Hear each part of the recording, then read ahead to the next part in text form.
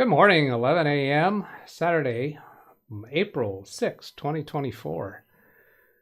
And we have the Saturday edition of Windows Helpline. Windows Live Training-DougBetts. I got people in the chat room. Let's get, oh, I don't have my headset on. DougBetts. I got people in the chat room. Let's get, oh, I don't have my headset on.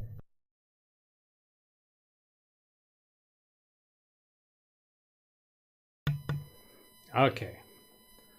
Now, I've got the headset going. Make sure I've got audio coming through. There it is. And what else do I do? Unmute speaker bot. There's speaker bot messages. I'll turn those repeats off. Yeah, I've got one person in Zoom. I'm going to bring him up here right quick and say hello. Oh, Doug Nabbit. I just realized something I forgot to do. Yeah. Hello, Doug. Hello, John. Checking here to see. Yeah, no, sorry, I missed up on Vanishing Doug. That's not going to happen. All right, so here, let's go see if Mike Wojcik comes in. All right, on Zoom. There he is, and let me fix so you can see my camera through there, and then fix the audio so that Mike can be heard. I got to change him to the same as Hello, system. Doug. Hello, Rick. And here's Mike. Hello, Mike. Hello, Doug. Yes, that worked. I think YouTube is hearing you. I'll just take a little shot on that. I just made myself some hot tea before the show started. It is super hot. Do you have any topics to bring to us, Mike? No, I was going to just mention, you've got Sam Lazar down on your list there. Yeah. And I think he's in chat. And I think he said something, it's like 4 o'clock in the morning his time. You're right. So, you're suggesting we go start with him, aren't you? Yeah. I like that. I like that. Fine. Let's do that. All right. I'm going to go find his emails. That's a good idea because I had him lined up, and I did realize he was in Australia, I believe it is, in his time issue, but it didn't dawn on me. Well, let's start with him. Okay, so here's the email. He opened a trouble ticket in his trouble ticket system. And he says, I have a Lenovo laptop trackpad driver issue. The right and left click works, but I cannot move the mouse on the laptop. Track point works without any issues. Uninstalling the provided driver and trackpad allows me to move the mouse, but there are no fancy Windows gestures. Windows Update or reverts the changes. It's a Lenovo. Windows 10 was installed and upgraded to Windows 11. I'm going to come back to, I think there's more on this. On additional, let's see, that is acknowledgement that he's received my trouble ticket that he created. And then here's some more background about it. Hi, Doug. How are you going? I have Dad's old Lenovo ThinkPad Gen 1 AMD laptop that I am reinstalling Windows 11 on and then setting up for Mom. As her previous laptop, the Lenovo ThinkPad T450S cannot run Windows 11, and the Samsung Evo such and such is dying. So that I'm intrigued with. I'd like to know what about it is dying. Why do you diagnose it as dying? Do you got something in Crystal Disk Info maybe, or performance? And I just not that that's not. I know that's not the question he's coming to us with, but just to know the experience. What are you going through? Now, I'm reading between the lines here thinking that this ThinkPad is probably not Windows 11 qualified, but he's force installing it on there, and that this laptop he can't even force install Windows 11 on, because it sounds to me like this Lenovo ThinkPad Generation 1 is probably not Windows 11 qualified, and he's forcing it, which is fine when it's under the management of a technician and you know what you're asking for, what issues might come up in the future. And then he says, I installed Windows 10 with a Lenovo custom installed image and then upgraded to Windows 11, thinking that having all the Lenovo software and drivers preloaded might help. I like that idea. With the laptop, let's see, there. With the laptop, I've done all system and app updates, including Intel Driver Assistant for Wi-Fi and AMD Radeon driver. Update utility for the trackpad. It does not work with the current drivers installed. Only left and right click on the trackpad works, but moving the mouse or gestures ceases to work. If I uninstall the driver and use the generic one, the trackpad works, including the mouse, but no gestures. Is there anything I can do? Yes. Or should I try the Windows 11 ISO directly from Microsoft? Yes. FYI, I used the Lenovo image because with the cousin's laptop, the regular image for Windows 10 11 would not detect the SSD app on installation. Yeah, what SSD app on installation? Hence, I'm trying the Lenovo image. When I say those yeses there, is there anything I can do? Yeah. Do I know what it is? No. If you're going to, this is one of the risks, when you put Windows 11 on a computer that does not support Windows 11 and the manufacturer hasn't issued the drivers for it, it's going to be hit and miss as to what works and what doesn't work. Now, how can you make it work? Well, it could be that, what'd you say, Windows 11 ISO directly from Microsoft? Yeah, it might work. The generic drivers that are included for the trackpad might work for that. Maybe, maybe not. Hard to predict. If you do Google searches. He said in chat it does support Windows 11. Oh, he does. He says in chat it supports Windows 11. It's qualified. No, which one? I'll get to that in a minute. But now, if the computer is qualified for Windows 11, meaning Windows 11 will recognize it as supported, does the manufacturer provide drivers for it? That would be the thing. Okay, so here's Sam coming into chat. Good morning. What was that one? Chris, don't do things like that with SpeakerBot. It just doesn't work well. Hello, Sam. Yeah, hi. To give a bit more information on that laptop, Okay. it's definitely Windows 11 compatible. It's a 4th gen AMD Ryzen 7 Pro. So it's definitely Windows 11 compatible. And with a previous SSD, when Dad used it, it got the Windows 11 upgrade for free officially. No issue. Okay, you just said it's a 4th gen. In the email, didn't it say it's a Gen 1? No, the Gen 1 will be the model from Lenovo. So the Lenovo. Oh, Lenovo. That's not referring to the CPU. So I don't think there's anything in your email that indicated I the didn't mention CPU. Okay. No. Okay. So yeah. So it is Windows 11 qualified. Yep. Here's the laptop. And Lenovo has Windows 11 drivers for it? Yep, definitely. Their website definitely. Yeah. All right. And the left and right mouse buttons are working on the trackpad, but you can't move the mouse. Correct, with the drivers when installed. Okay. But that computer, when it was operating Windows 10, you can move the mouse using the trackpad? When we had the laptop originally, so the original installation with the original SSD, everything worked fine, including Windows 11. But then when Dad was going to give it to Mum, he wanted to keep all his data on the old SSD, and I put a spare SSD in, and I did a fresh install for Mum, just to play safe on some data. Okay. Had that computer been sitting somewhere unused in the between time, meaning is it possible that the trackpad went bad, and from when you did that switch over, you only discovered that it's bad now, but it was actually bad before, and just not noticed? No, because I tried the SSD, the original one. Everything was fine. Put the new one in, stopped working. So the drive, it could be a driver issue. When I uninstall drivers, works 100%. When I install driver, then can't move the mouse. Okay, when you uninstall drivers, the trackpad works for moving the mouse, but you don't get gestures. Correct. Windows 11 gestures. Okay. Yeah. Did that trackpad operate with gestures? I don't know, was gestures even available for that on Windows 10? Yep, Windows 10 and 11, definitely. So originally, with the original installation, direct from Lenovo, I could do 2 finger scroll 3, similar to Mac OS. So all the fancy gestures worked fine. Oh, all right. So physically, Yep. the trackpad's still able to do gestures when you put that Windows 10 Yep. back in, but with Windows 11 not.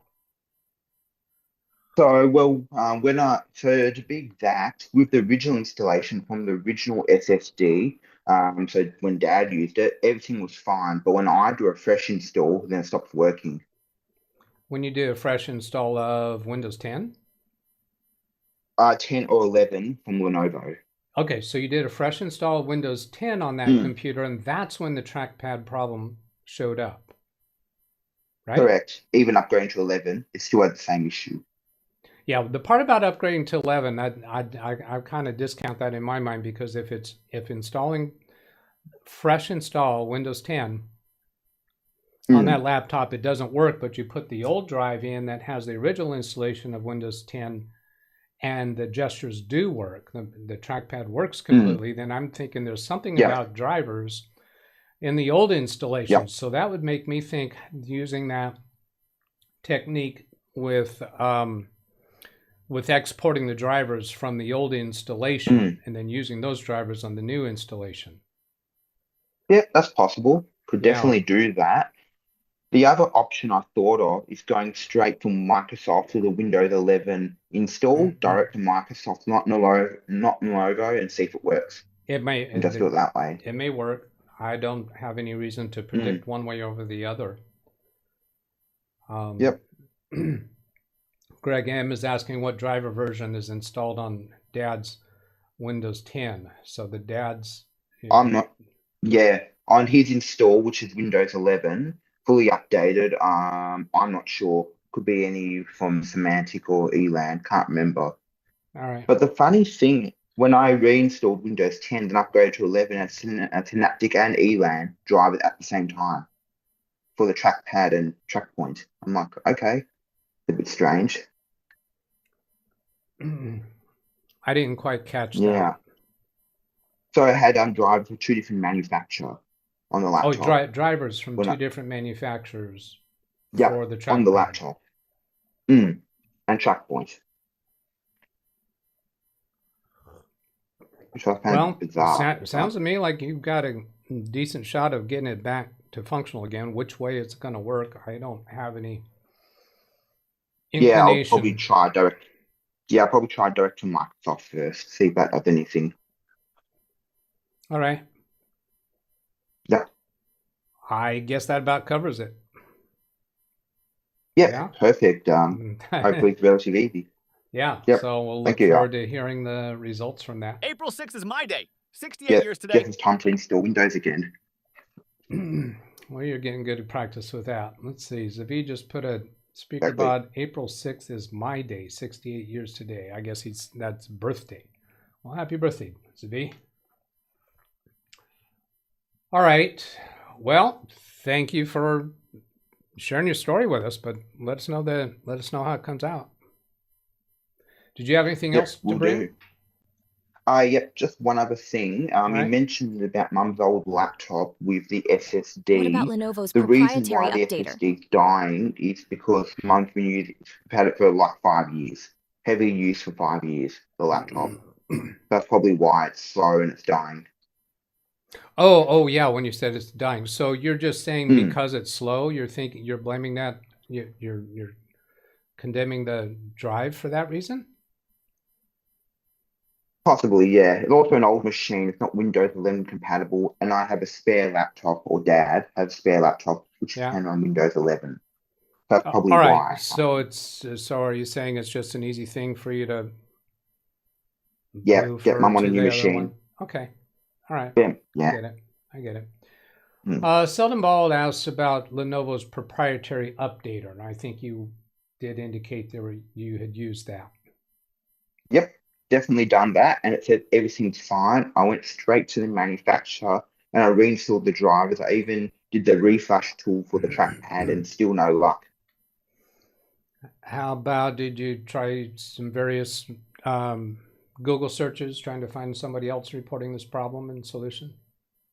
Did various Google searches, didn't find much. Had links directing me to Lenovo tech support or reinstall Windows. All right. Yep. All right. Very good. Well, once again, thank you.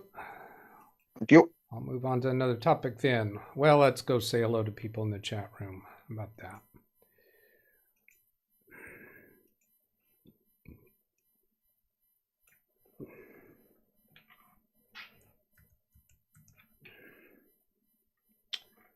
Yeah, Mike Wojcik first in the chat room. As far as I see from here, let me go look at the OBS and see if there's others. Oh yeah, there's more before that. 4:26 a.m. my time. Sam Lazar showing the first in chat. What happens if I bring this up? You're going to get the mirroring effect, but you can see what I see here. All right, and it is Sunday for him. Laptop issue for mom.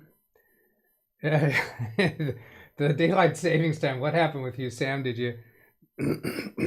Is my time's been changing around on you because of daylight savings time changes? Yep. Went clocked back an hour. So is that were you? Now you do observe daylight savings time there, but it's a different date than I am. Yep. Yeah. So you Correct. had So daylight savings, and it went back an hour, so we're not on daylight savings anymore. Yeah, so you had a couple of weeks where I was 1 hour shifted from you. Now I should be back on your normal Saturday time for my show. Maybe. All right. Well, thanks for getting up early or staying up, whichever you did. Getting up early, but yeah. Let's see. Oh, I was trying to go back here. Tim Cruz said hello in chat before the show started. There's Darren Gilholm. And hellos back and forth between people. Are we up here yet? Let's see. Cut after. Yeah. All right. On this one. I'm back onto the regular chat window. John Williams saying hello. Ida, hello. Rick Lakes, Jonathan, Martin Hogg. I've got some topic from Martin Hogg on the list. Hot as a cauldron. Oh, I think I put it in my topics list about the white stuff here, didn't I? Yeah, Fresno and the white stuff. So here's what happened. My house yesterday got a pretty big hailstorm. Let's make that bigger. There we go. And actually it started accumulating enough to where eventually my front yard and backyard were pretty well covered. This part you see here is my upstairs balcony. That down there is the backyard. Then there's the front yard. This is a client that brought a computer over. And you just see all that white stuff. That's normally dirt out there.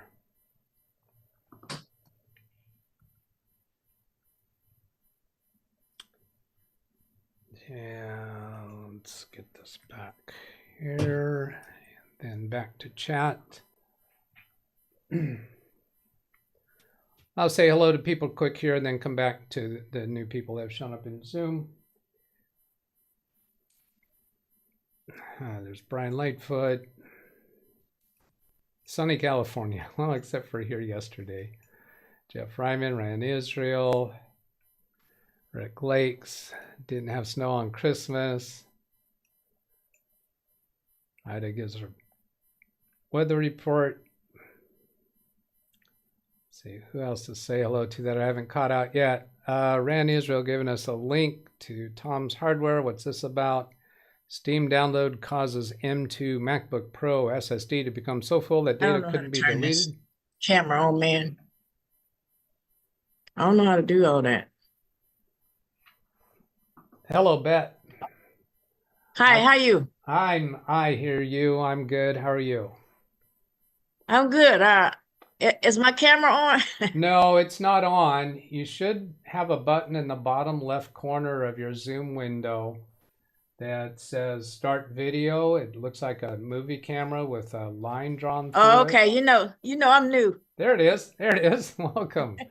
Welcome. Yeah. Did you have some updates for us today or topics to ask about? Or just here to hang out with us? Well, I'd probably save my question. It's like both of my radios, like the Word, I bought that Microsoft where it's Word and all of that. And every time something's downloaded, even Microsoft can't get it right. It's like, it's not readable. They are actually files, and then I upload these files to my radio, but they never come out readable. They're in some foreign language. And I actually had Microsoft Live on a couple of weeks ago, and that was from the other computer. And it's, I don't know, Microsoft Word. And that's the only files that I have problems with. Can't read them, so I don't know, want to mess with it. All right. Well, let me get a few of the other startup things through, and then maybe we can connect remotely to that and see if we can help you with it. Is that okay?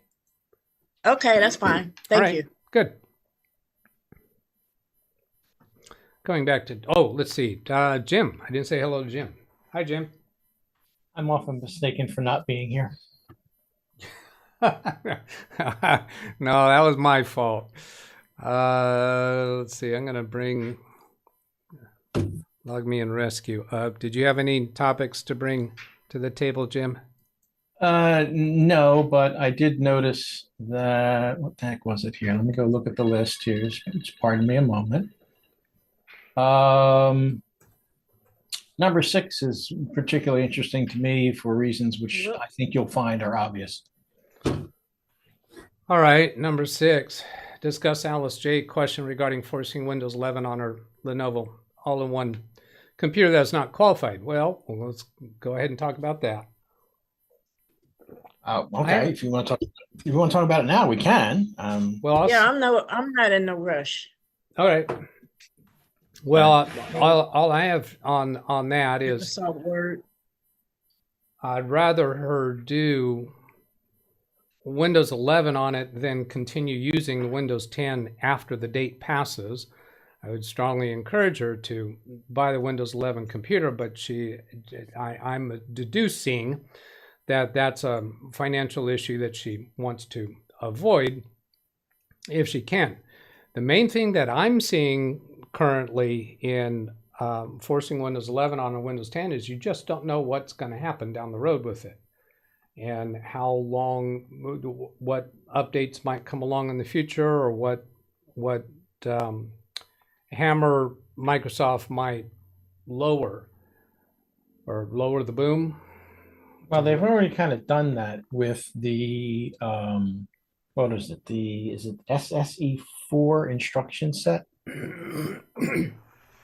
I have not been following it, so go ahead and give me a summary. There's an instruction set that is now a requirement to be able to even boot Windows 11 on unsupported hardware. All right. The instruction has been on every CPU since like 2008, 2009. So I would say at least 85 to 95% of people will never run into that problem. But that doesn't mean they're not going to change something else, which will make either your 6th or 7th gen CPU not work anymore either. I mean, they could do that at any time. It was not really the design of Microsoft to provide for or allow for people to be actually using Windows 11 long-term on unsupported hardware. So you're taking a significant gamble, in my opinion, to do that. Now, also in regards to forcing Windows 11 on unsupported hardware, is it not the case that that's a fresh install? I'm hard pressed to imagine. Can you update? Can you upgrade to it? If you do it correctly. All right. I'm going to go over this really high level. Yes. The basic idea is you download the ISO, you download Rufus. All right. You burn the ISO to a USB thumb drive using Rufus, make sure that you check that it bypasses the checks. Once you've done that and you've created the thumb drive, you can plug the thumb drive into a current running edition of Windows 10 and just run the setup program from the thumb drive. It will work. It doesn't have to be a fresh install. All right. But it takes some technical jumping through hoops that I think Alice would need some hand-holding to get through. Well, I don't doubt that. Yeah. And I've been meaning to maybe make a short video because I've done this procedure other ways as we've gone along with Windows 11 and unsupported hardware. I've not redone a video using Rufus, but there are plenty of others that are out there who have done it. All right.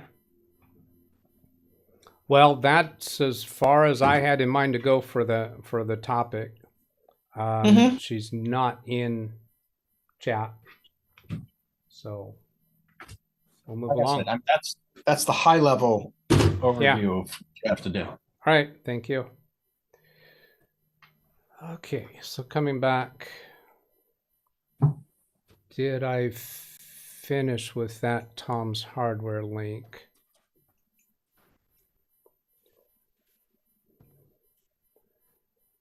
Data couldn't be deleted, had to wipe. Apple. All right. So was that link actually directed to me or responding to somebody else in chat? That was from Ran Israel. What else does he say about it? Funny story. Sorry for the 5-day delay. 5 days on this article. Steam download causes M2 MacBook. Okay, well, Steam automatically downloads games. So it downloaded to the point that made the computer unusable. Yikes. So is that happening on Windows computers too? Yeah, slap Steam on the back of the hand for not checking available disk space first. All right, continuing. The story would be more appropriate on live Apple Training Day. Okay.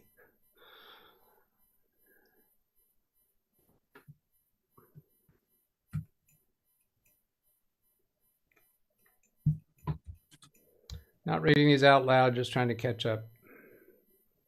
Would it be possible to run some kind of Linux distro to see if the trackpad works? Yeah, not needed because the old Windows 10 media is still available and it works on that. So I don't see how Linux would provide us any more information of use.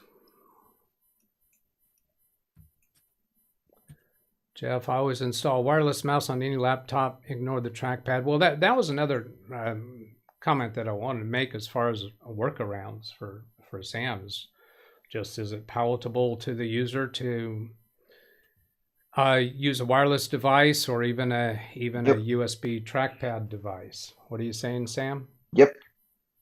Wireless mouse would be perfectly fine, but that's an absolute last resort if every other option doesn't work. All right, fair. That's fair. Yeah. People saying happy birthday to Zvi.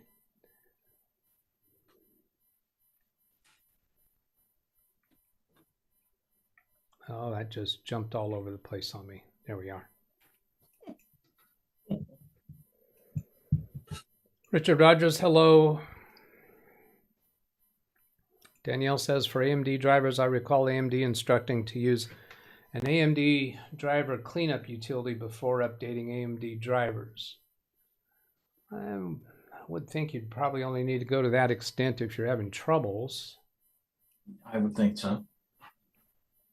No, but that would be display, and I have no issues with the display on the laptop.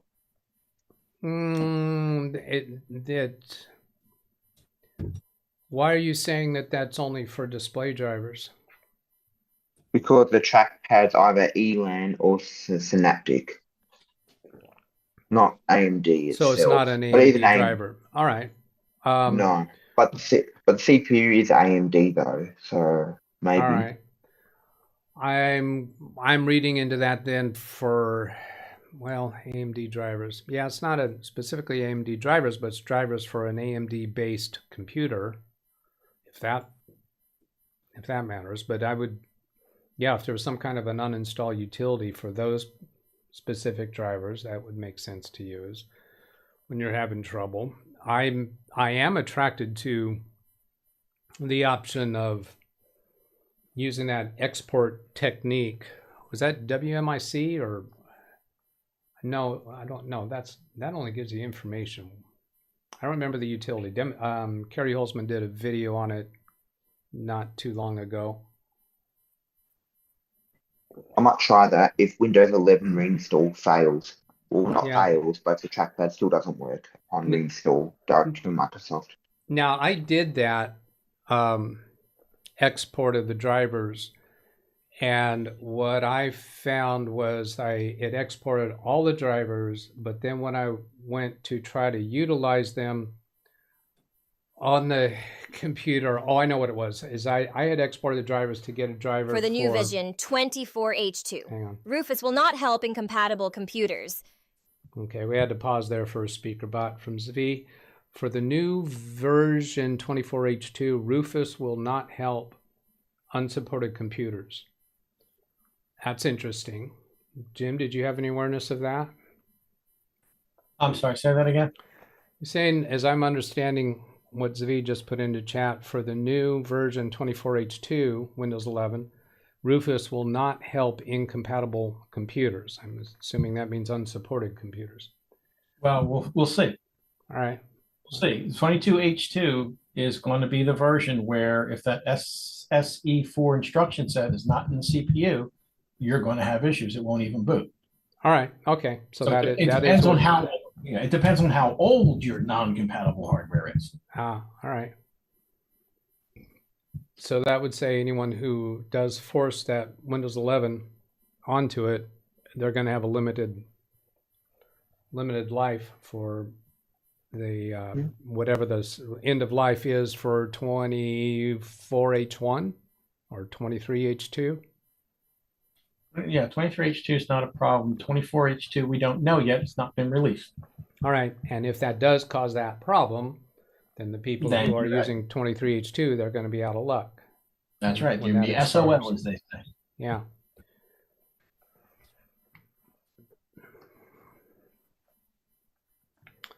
And Tim Cruz got off work early, so he's here. Zoom credentials, email sent. Steve Dodd wanting to come in. Okay, I'm going to bring Zoom up on screen and go look at that. See if I have an email from Steve Dodd in here.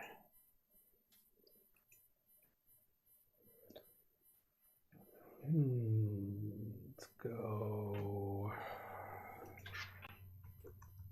I should have these more easily available. Seldon Ball asked me a question, and now I've got to go plug this machine back in to check something. So, yeah.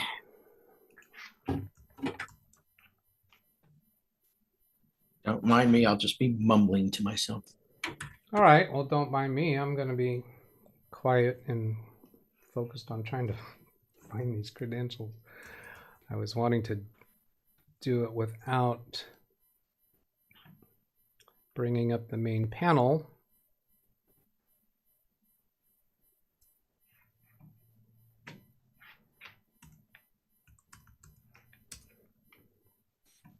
Yeah, get it this way.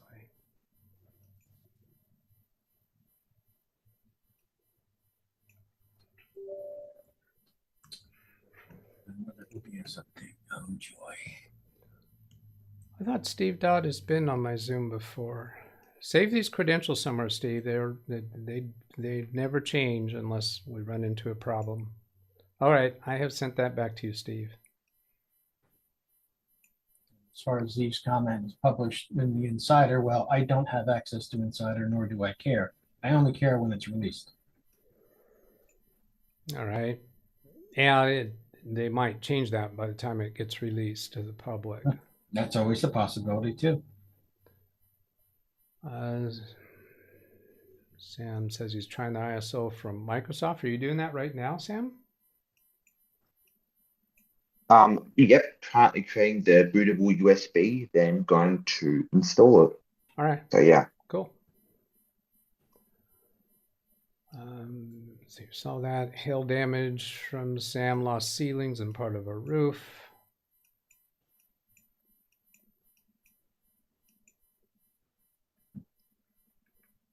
Wants to get the laptop 100% before giving it to mom. In the BIOS, the mouse moves.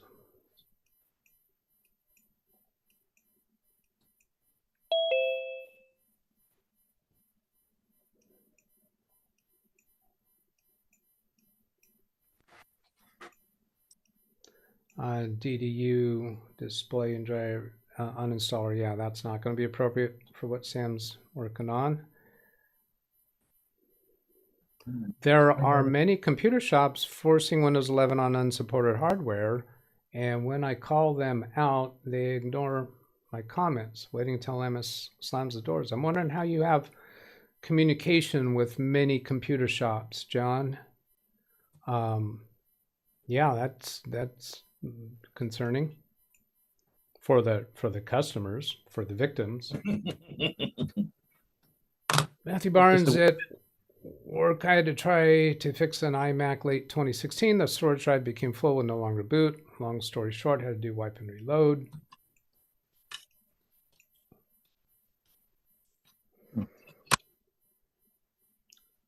Selden Ball to Jim. The few notes I've seen about converting MBR looked a little risky. It's been a while before I need to do it anyhow, unless I get a new computer shrug.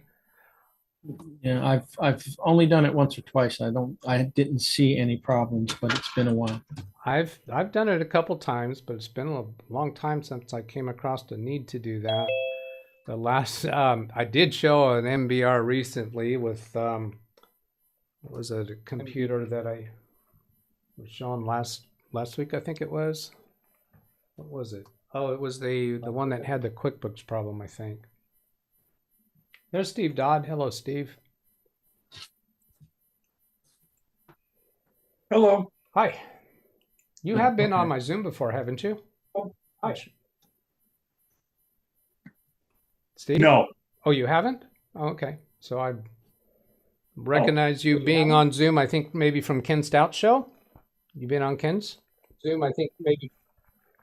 Yes, on Ken Stout show. All right. That's on Ken Stout show. Yes. You need to mute. Mute that audio. I'm going to mute. I muted your sound, Steve, until you fix your microphone. Mute your YouTube audio. I'll continue some more on chat and then come back to Steve and see what's up. And then we want to get to Bet's issue.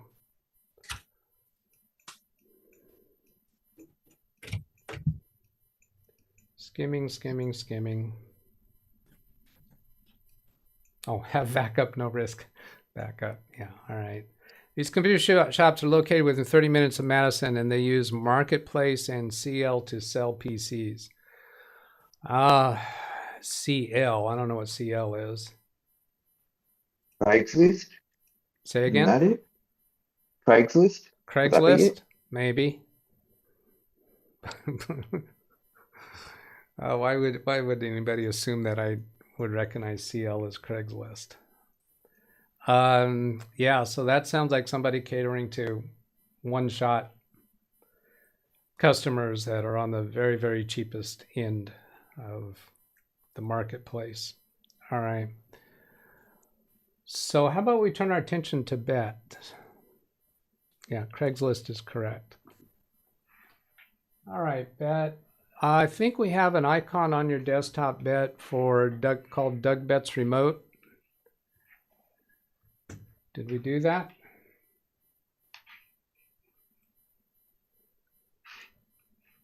I'm gonna click a button here, Bet, asking you to unmute. You should have a message on your screen for you to click on to unmute your microphone.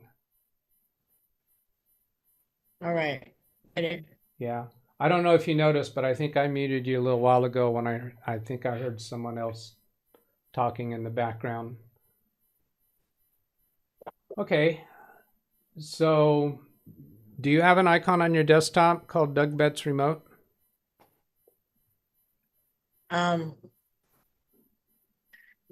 This that new computer. I don't think so. Oh, so I have Let not me. I have not connected to this one before, right? No, this is a new one. Okay. Well, then let's have now. Are you actually watching YouTube on this one?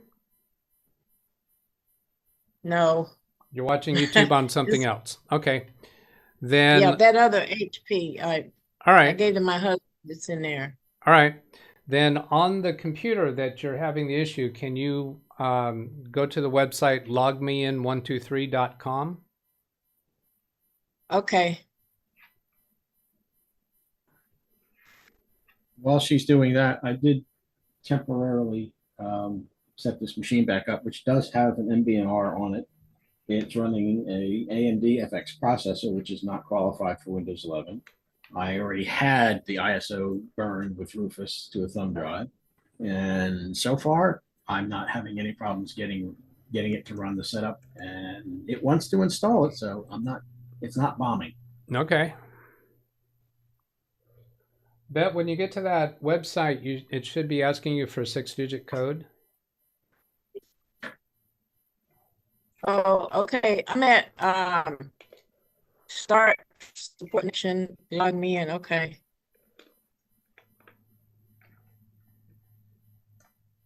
All right. So I just clicked that, and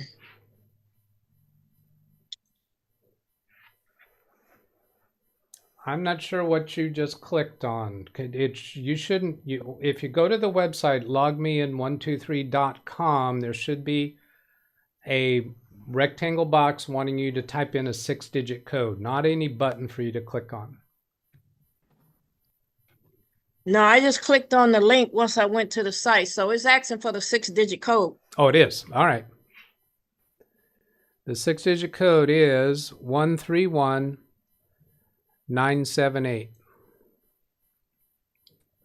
Okay, got it. It says start download. Do that, and then you'll have to run that download, which is usually in the upper right area of your screen.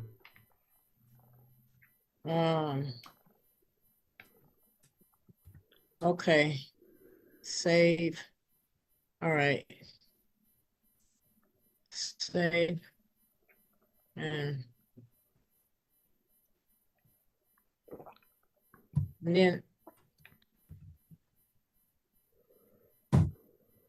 well, okay, I got to go in it. You need to run it, not save it. Oh. Depending upon what browser you're using, this can appear different.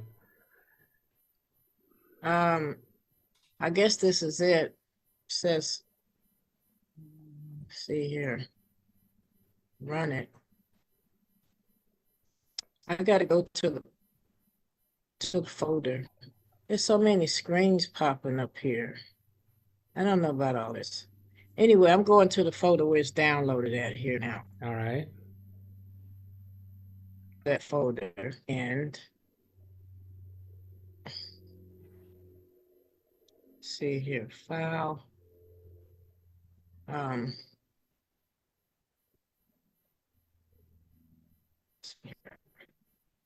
Well, that one has expired because it's taken too long.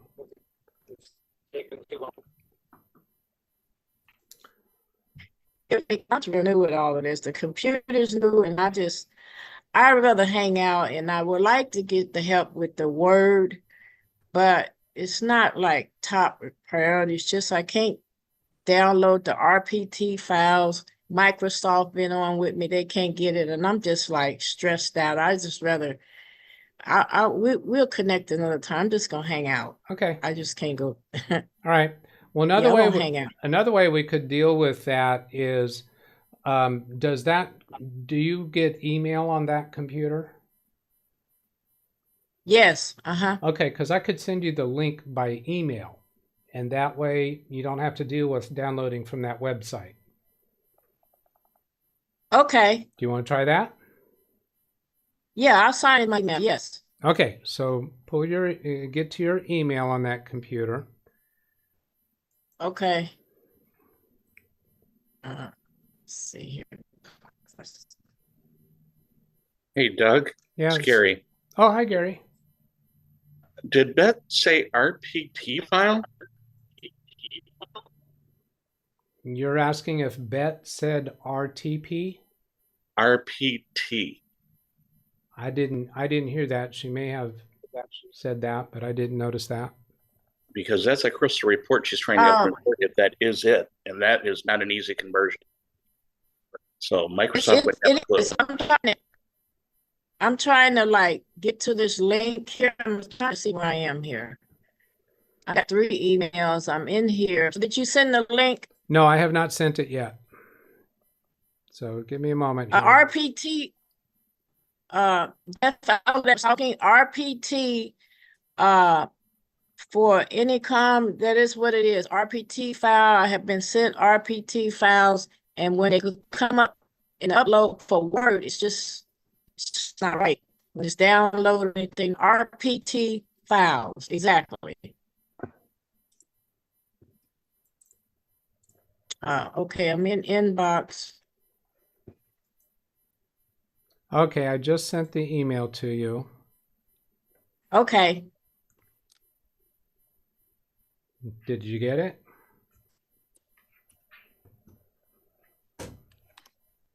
No. Nope. Okay, here it is. Okay. I'm here. Right, so this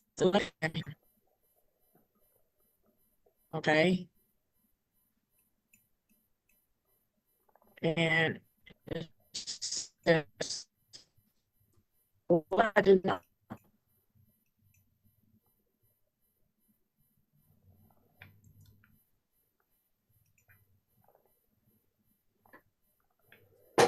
Back to YouTube or go to the site. This go to site. Link is taking.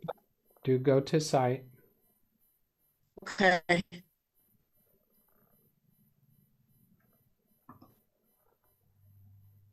Okay, run the applet. Yes. Okay.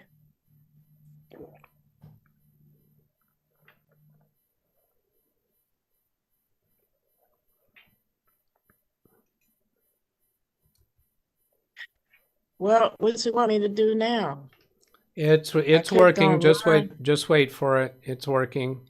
I've got a message on my screen showing connecting. Okay. So I see your connection coming in. I'm expecting to hear a ding on Baby Beast if I unmute the speaker. Whoops. Gotta go mute my YouTube tab.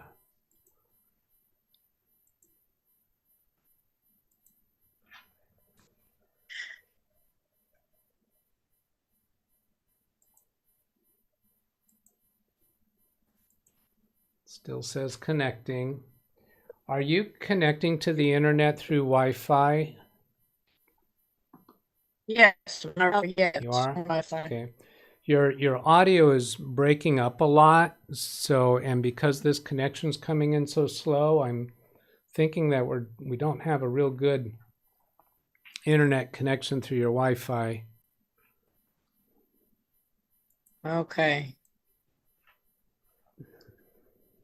You're in the Zoom session and watching YouTube on a different computer that you're trying to connect with me, and both of those devices are going through your Wi-Fi, correct? Yes. Okay. It might help to disable the video for now. Help with the bandwidth. For Bet's camera, you're saying? Yep. Yep. Yeah. So Bet, in the bottom left corner of your Zoom screen, you can click on the stop video button. That'll turn off your camera and that'll lighten the load on your Wi-Fi. Oh, okay. Trying to figure out. Let me go back to Zoom.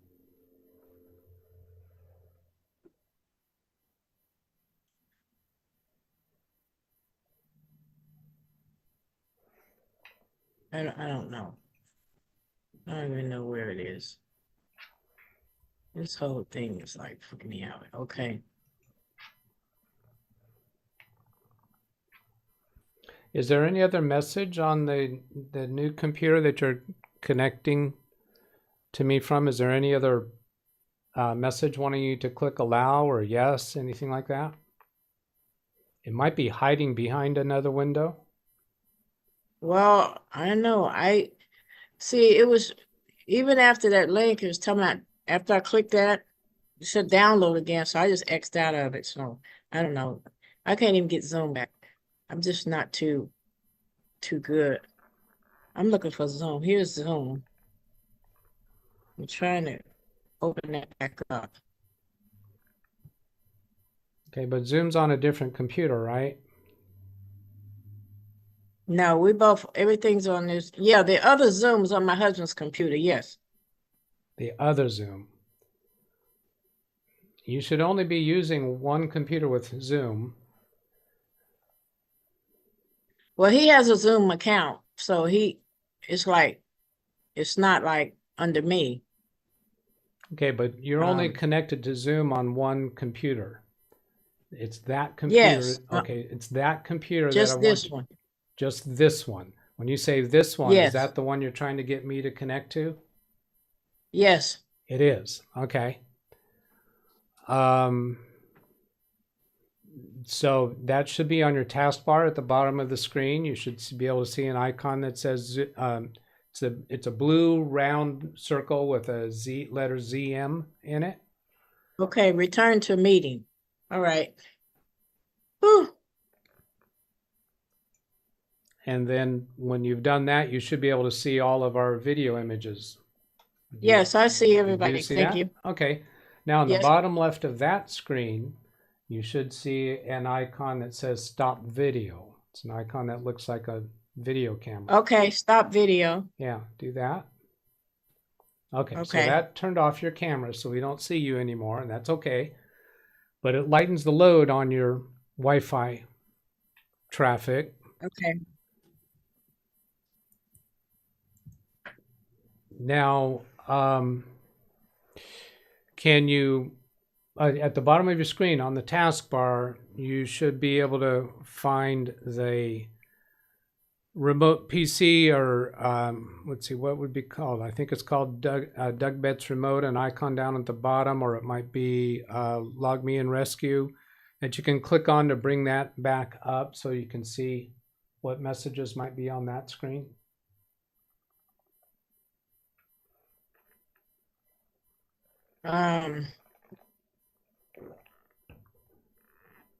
No, it's not there. Okay, here's something behind it.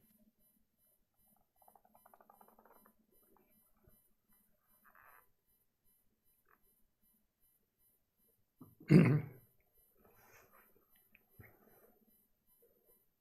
said there's something behind it. What is that something? It's saying run the applet. Okay, go ahead Once and download.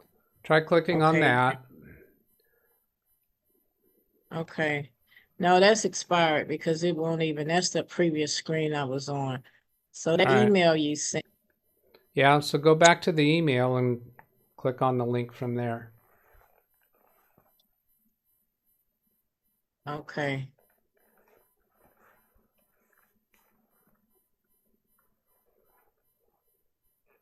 All right.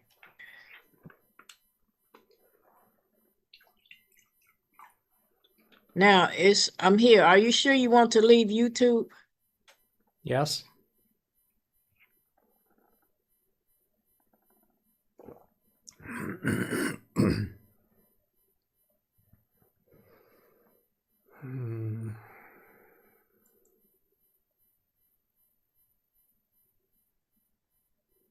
Oh, it's loading. I think.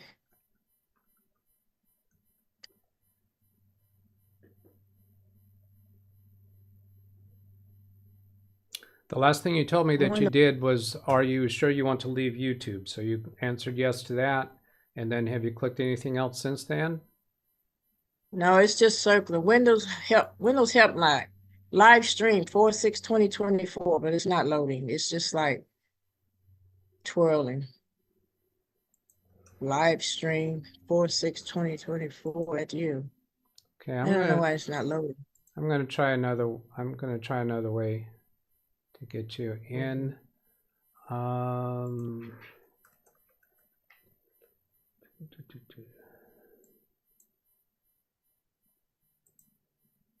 I'm gonna send you another email. Okay.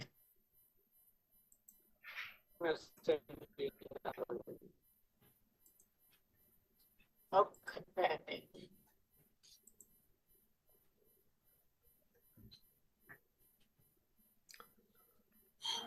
That's not.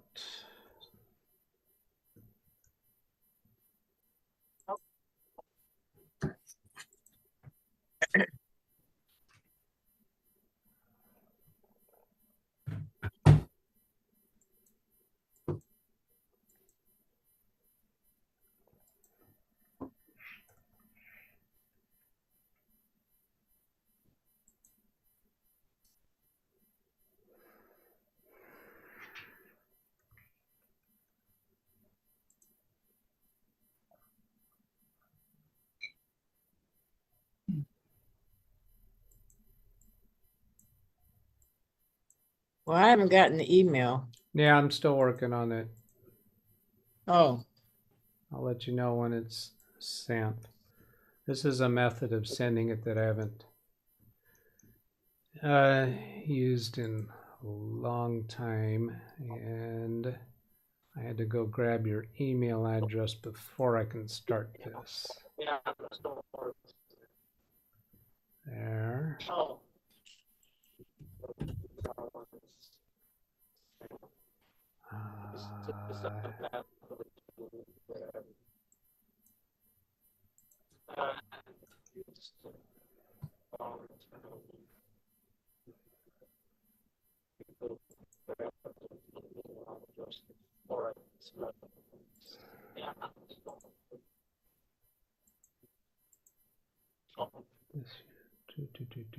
Okay. Okay. This way.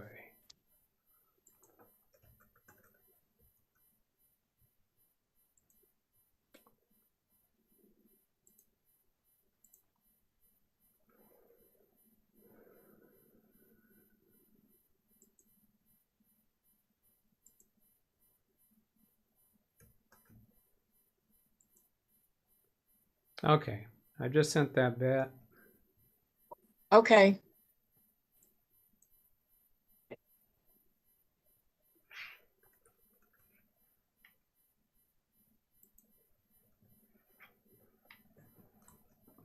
Okay, just received You it. got it? All right. I am clicking on the link. Okay.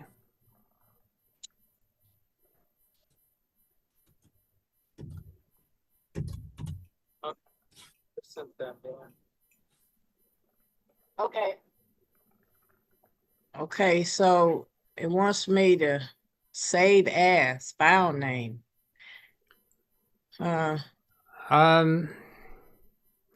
That's. Okay. Got it. I think you have your YouTube audio coming through. Bet, are you hearing me twice? Okay, yes, I am. If you can mute your YouTube audio, that would be helpful. And you shouldn't have to save that file. You want to run it. Okay, so it wants me to save as file. Well, I don't see how to run it because when I click your link, it takes me over here to save as. All right, go ahead and save it. Do the save as then. Let it save it, and then go launch that file by going to that folder and double click on that file name. Yeah, are you hearing me twice? Okay, let me do the. Okay. Yes, I am. YouTube audio, that would be helpful. Save that file. You want to run it. Okay, I'm going where it told me to save it. I don't see how to write it because when I okay, so file, save that.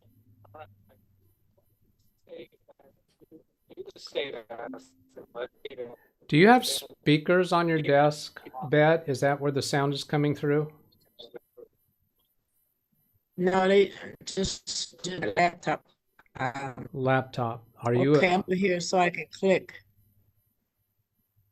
on. I put it on the desktop.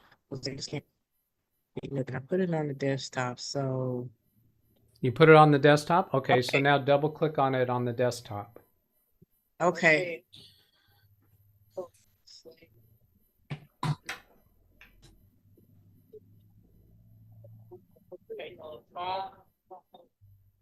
Okay, here you are. It's loading. Okay. Do you have speakers on your desk, Bet? Is that where the sound is coming through? No, I only have the laptop built-in speakers. Okay, Bet, you're hearing me a few times over because you don't have your YouTube audio muted, so you just responded to a question that I asked you quite a while ago. Put it on the desk. So now double click on it. it's going to be confusing for you to know when I'm talking. Okay,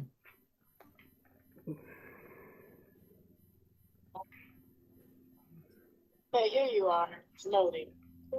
No, with time expired, Bet. I think we should try this separately another time, Bet. I agree. Yeah. Okay. So we'll stop that for now. We have the laptop built-in speakers. Okay. So Bet, I just muted your microphone so the echoing will stop after a little bit. We need to teach you how to mute your YouTube audio. So I'm going to show it on my screen.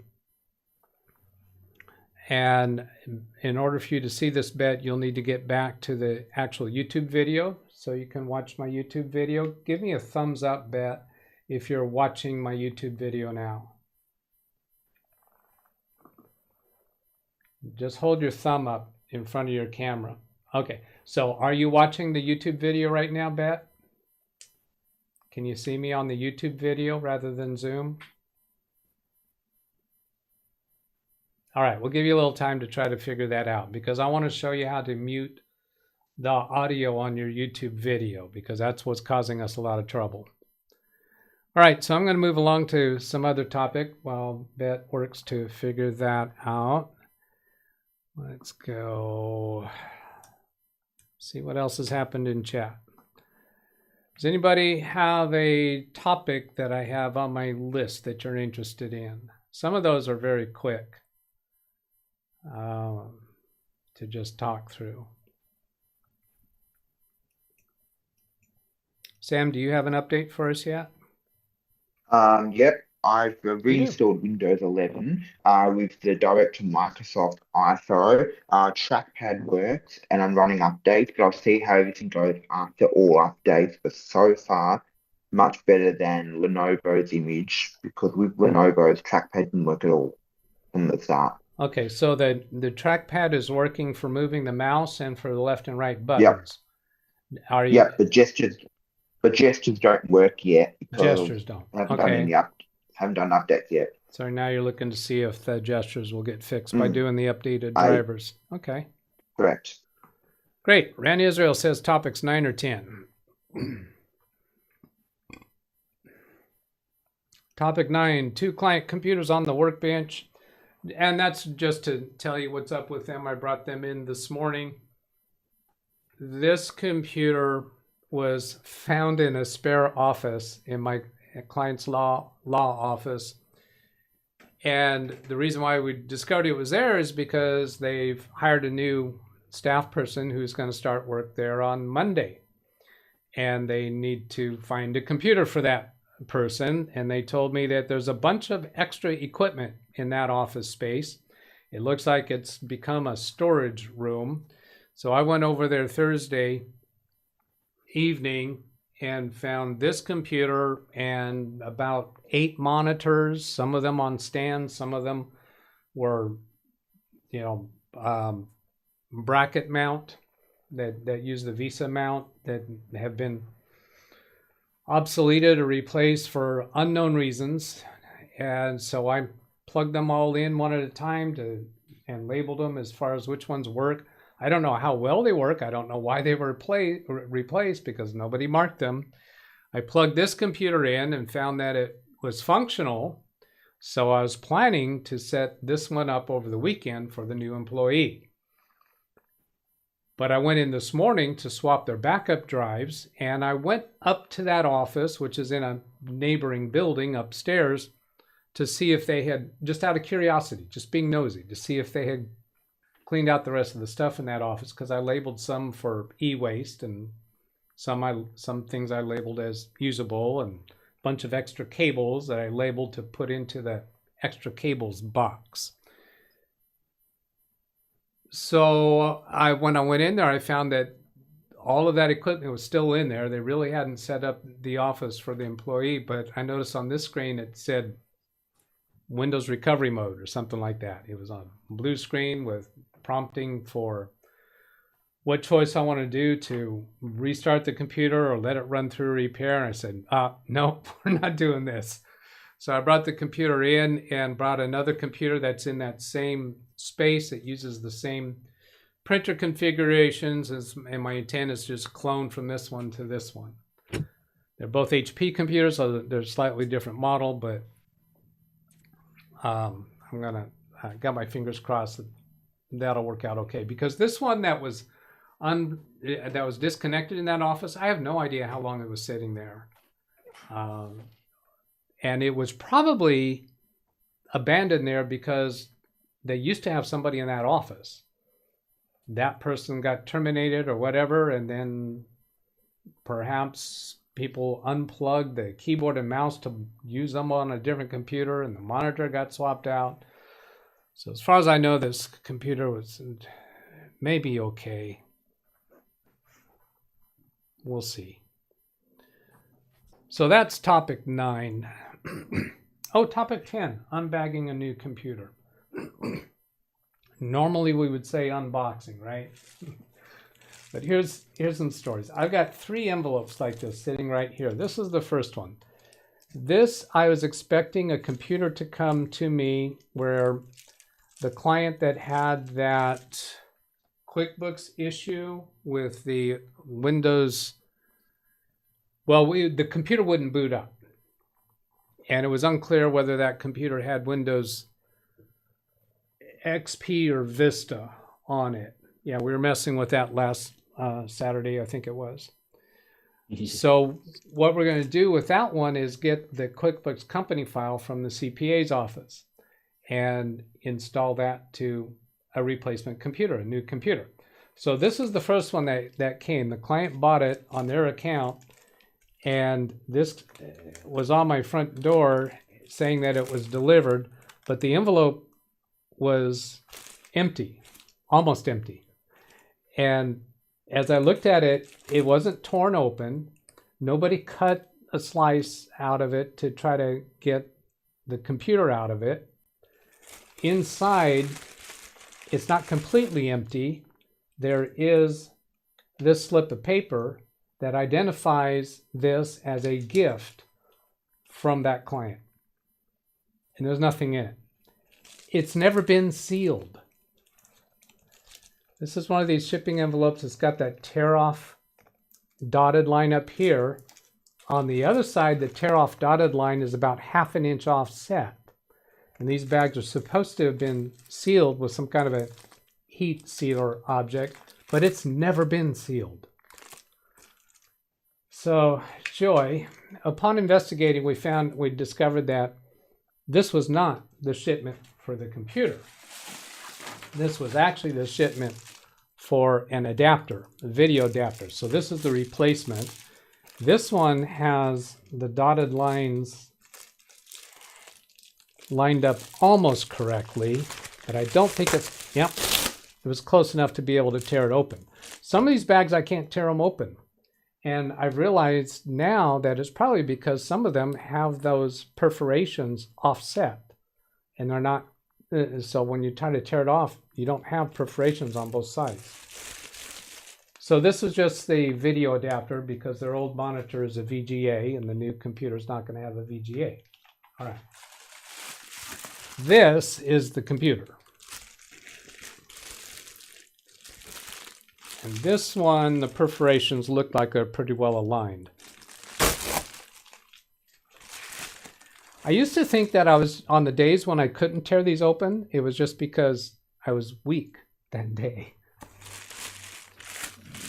Now I realize, no, they are actually messing with me. So here's a B-Link mini computer. Yeah, I know it's not what some of your old timers want to reserve the term mini computer for. This is a very, very low-end, inexpensive computer. Now this computer is for my client's husband. You saw her in that snow video that I showed earlier.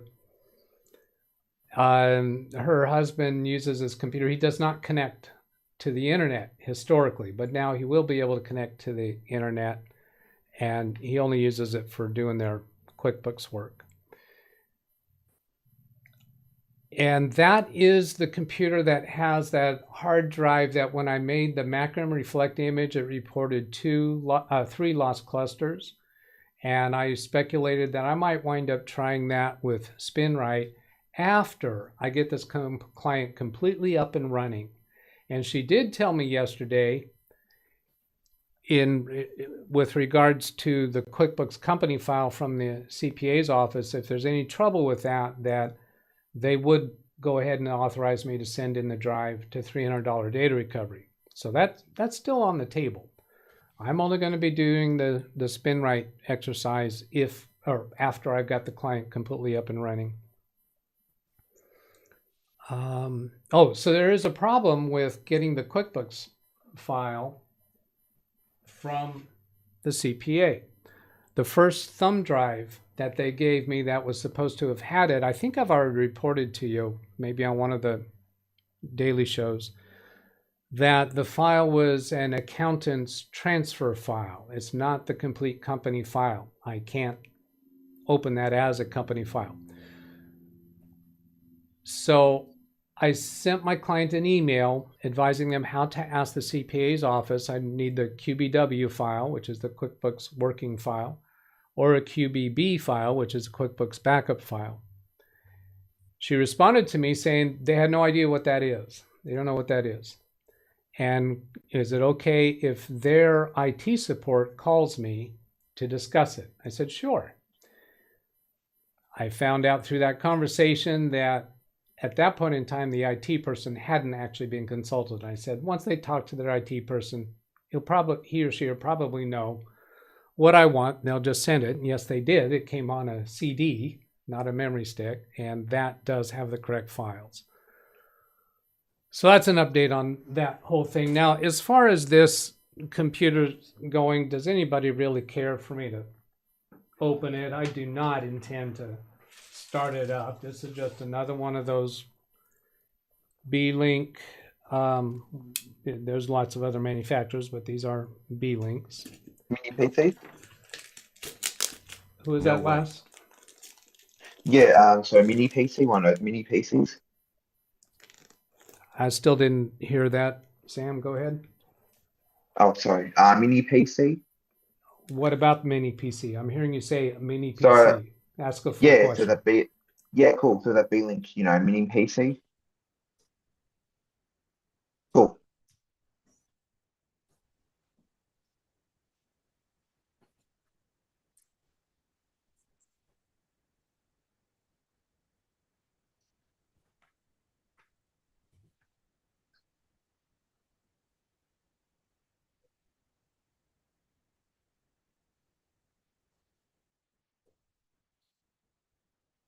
No audio. No sound. Muted? Okay. How long have I been muted?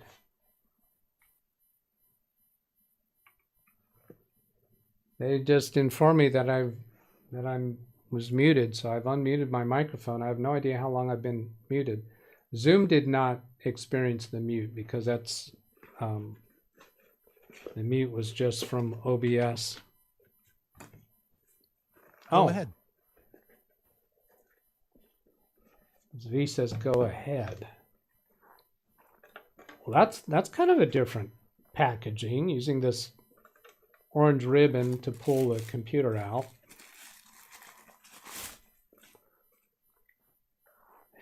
These things are just so small. It's got 2 HDMI power, 2 USB 3.0 Type A on the back, 2 of them on the front. That's a headset port, power button.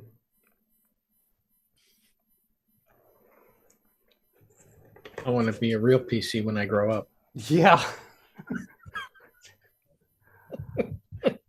I was really expecting to get some kind of a reaction when they saw the price for this, because it's just, yikes, so inexpensive. Now, I did not order that myself, so I'm not going to see that in my orders. I need to get to my lists because I put it onto a list so that I could get a shareable link.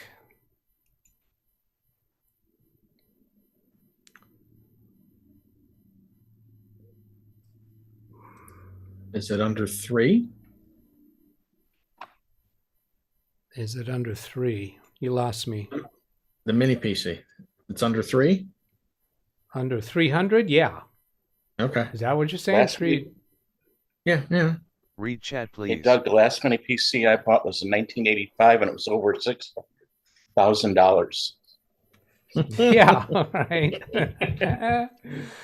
And had 240 meg of storage.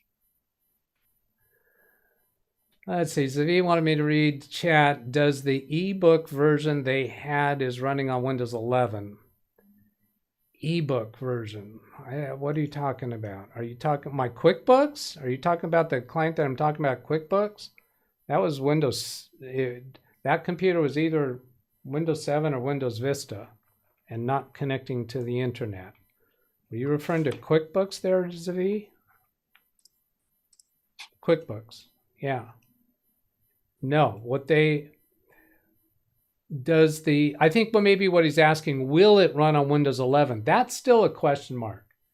And also a question mark is what version of QuickBooks are we going to get them on, because their CPA has been telling them that they need them to be on a more current version of QuickBooks. So what I'm thinking I may wind up having to do is upgrade their QuickBooks company file through possibly 2 or 3 versions of QuickBooks to get them to a level of QuickBooks that they can use. Then another complication is that QuickBooks has changed their whole QuickBooks desktop model. They went from a purchase once and use until you upgrade model to a subscription version, and then more recently they've discontinued sort of the desktop version of QuickBooks. So what we're going to get them on eventually is still kind of up in the air and bit of a challenge. I'm not losing sleep over it though. We'll get them there somehow. But I'm taking this one step at a time. Got the computer, got the QuickBooks from the CPA's office. Now, the reason the CPA office told them that they need my client to get to a more current version of QuickBooks is because they can no longer get support for that version of QuickBooks. My immediate reaction when she told me that was, why would they ever need support for it? It's been a long time out of support as far as tech support.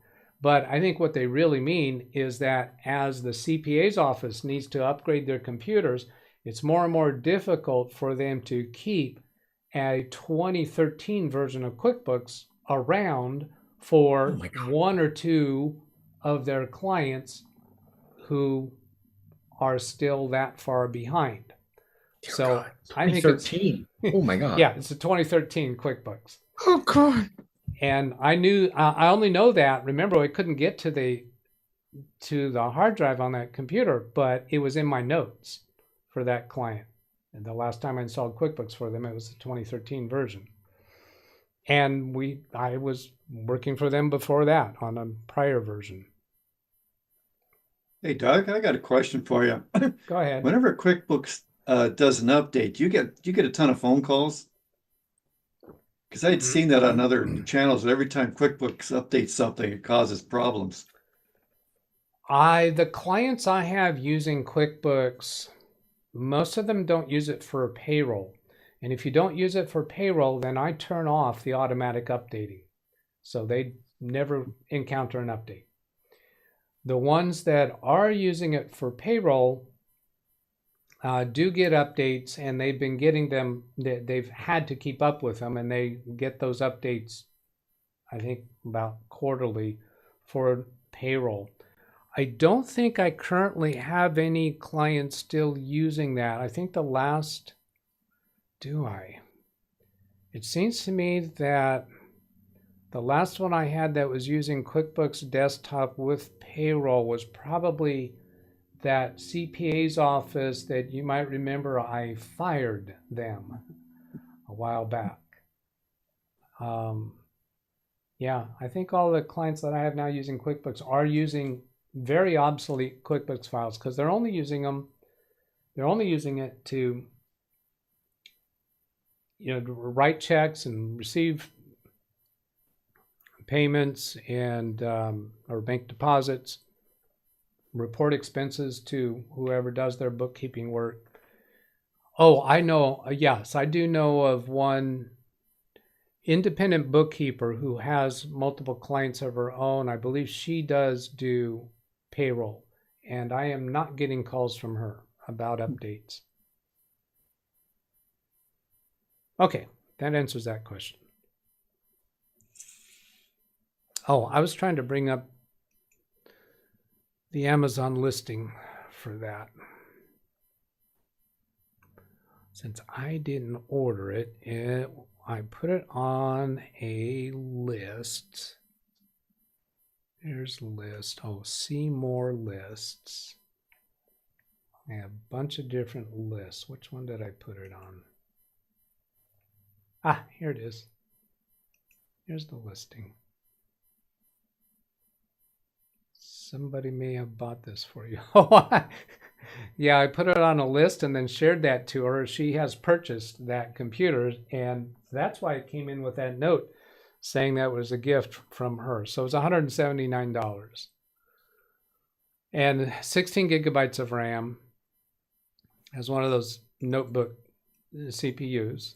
Intel 12th Gen Alder Lake. 500 gigabyte drive. I mean, this is going to be plenty for their single purpose use. They had asked me if they should just go out to a Best Buy or an office supply store and buy a computer, and I told them, no, I think the computer I'm going to have you buy is going to be significantly less. I don't think in any of the stores you're going to find a new computer for $179.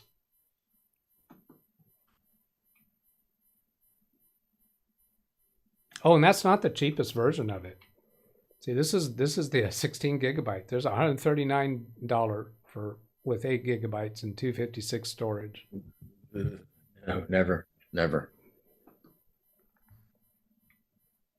I don't recommend anybody use anything less than 16 gigabytes if you're running Windows 11 and, for that matter, Windows 10. Now, back when 10 was originally released, 8 gigabyte might have been enough, but as they've been going on and on with these updates, 8 gig's not enough. That's my opinion. Well, I agree. Yep. I agree with that. But the interesting thing is that when I recently, a couple months ago, was buying a new computer through Dell, directly from Dell, and we took their home models rather than the business line because it made a difference about $400 or $500. Except that in the consumer line, you could not select 16 gigabytes unless you also selected the top-end processor and the top-end storage. Because once you selected 16 gigabytes, it automatically made those higher choices for the other ones, and you could not downgrade. So the only way you could get 16 gigabytes on the consumer model was to get the top end, well, the top 2 levels of processor or the top 2 levels of storage size. Yeah, I can't decide which I hate more, Dells or HPs at this point. I think you can find things wrong with just about any brand. But because we enjoy picking on the people with the deep pockets, let's do that. Well, laptops, you don't have a lot of choice. Desktops, you should, again, my opinion, desktop, if you're gonna do desktop, build it yourself.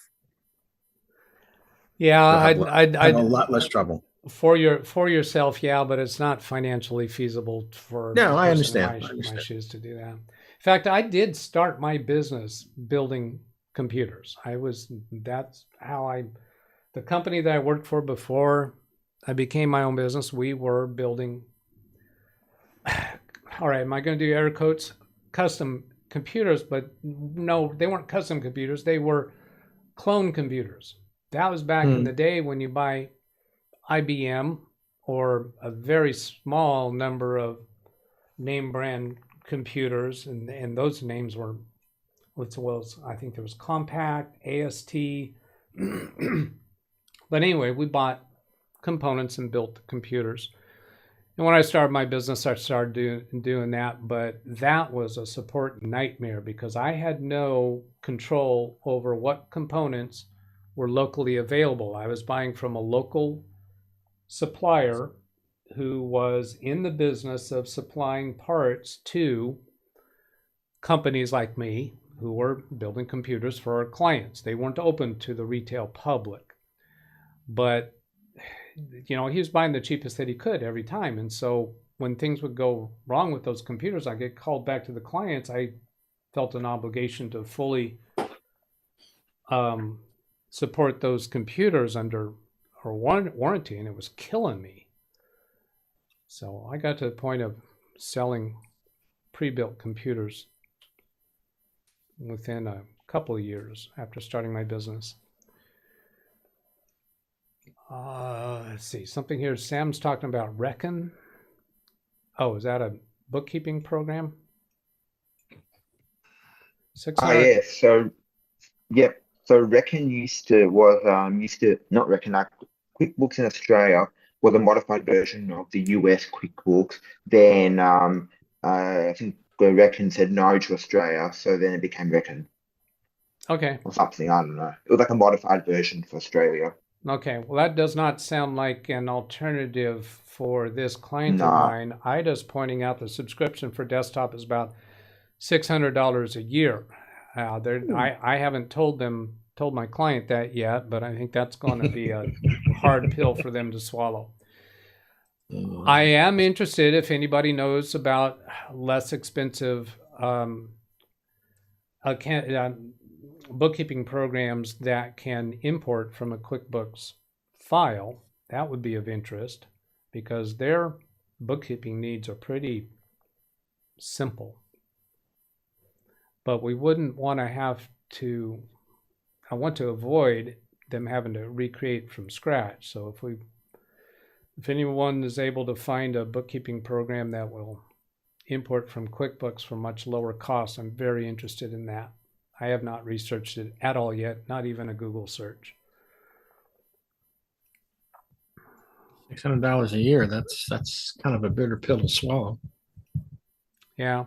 Well, now one problem though is that might not work because they are routinely providing their QuickBooks file to their CPA and for whatever work that they do. Now, I don't know if that's annually or if that's monthly. I'm guessing it's probably annually since they just did that in March early March, before their March 15th invoicing cycle. So that very well could have been their, in preparation for their annual income taxes.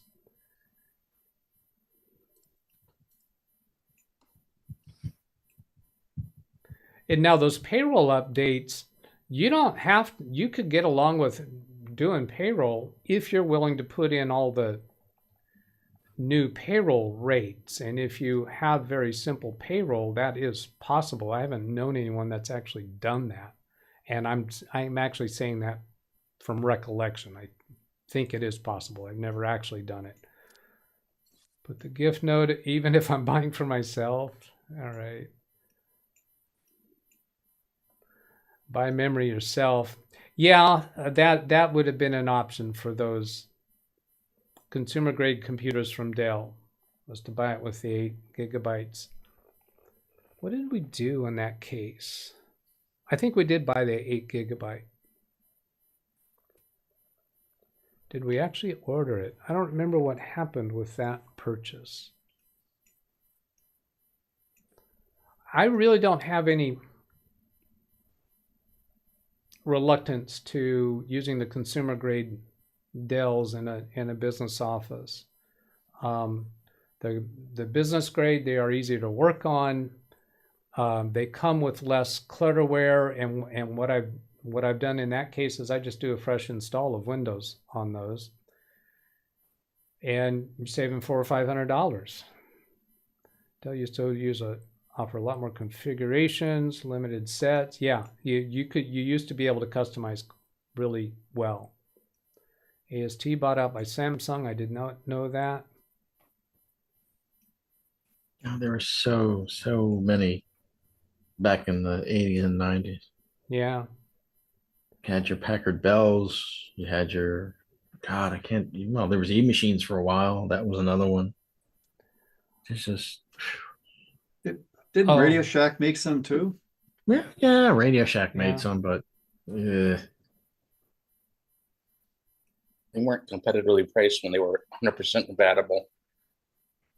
Yeah, Greg M pointing out here, the account will balk if we don't use QuickBooks. You're absolutely right about that. I'm guessing that's back when I first brought up that subject. Sage and Intuit. With QuickBooks? Say again? Do they do payroll with QuickBooks? My client does not do payroll with QuickBooks. They have an outside payroll company that does that, and their payroll needs are fairly simple because they only have 1 or 2 employees.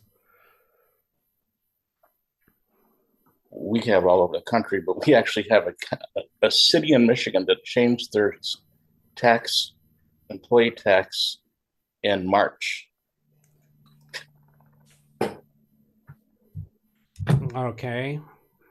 So in March, so that's in the middle of a quarter. Well, not the middle, exactly. Partway through a quarter. Yeah. It was the first of the month, but first of the month of March. Yeah, but that messes up the quarter.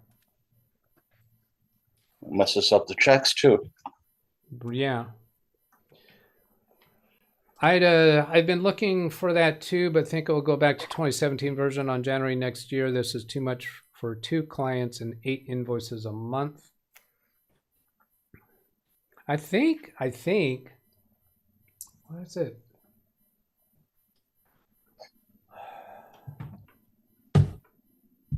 I think I know a couple of computer techs that are actually doing their invoicing from Microsoft Word and not using a bookkeeping program at all. Let's see, got that. There's the history for Reckon in QuickBooks. I'll look through that later. Radio Shack computers were Tandy, but then started selling IBM computers.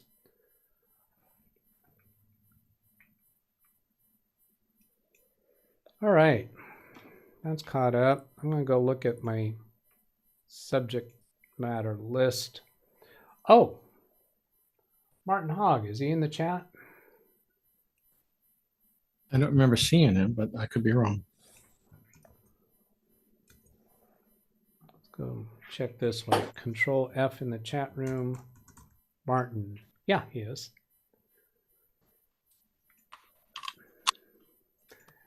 He emailed me on a subject that I think he has resolved, but I'm interested in getting some comments.